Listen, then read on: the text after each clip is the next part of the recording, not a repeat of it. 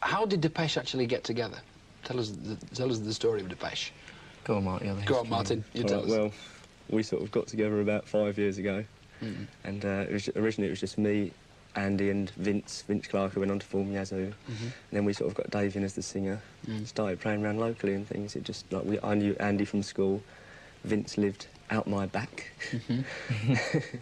and Dave just lived over the other side of town. So you know, we all sort of knew each other roughly. So what sort of places did you play? Did you actually get to play at school at all? We did play actually at mine and Andy's school. Yeah. You know, sort of just a youth club or something. Yeah. We played another youth club in Basildon. They were the first 2 concerts that we did.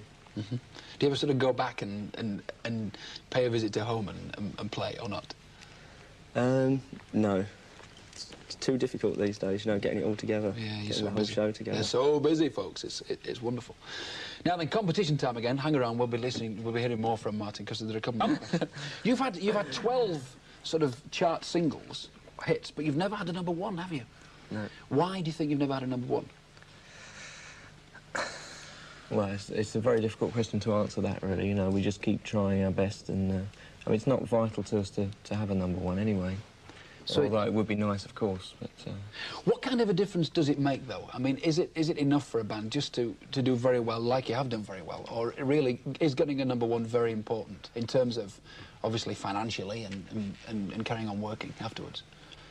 It's you know, it's nice to carry on at this level. If we could carry on at this level for the next, you know, however much time, we'd be happy. Yeah. You know, so we're enjoying what we're doing, so. Because with all the competition around, you know, you're still there, which is great. I remember when you first played on Get Set for Summer in this very studio. What was that, 4 years ago? 4 years ago, yeah. Right, now then we'll go back to Lightwater Valley, to the kids who were asking questions coming down the hell slide.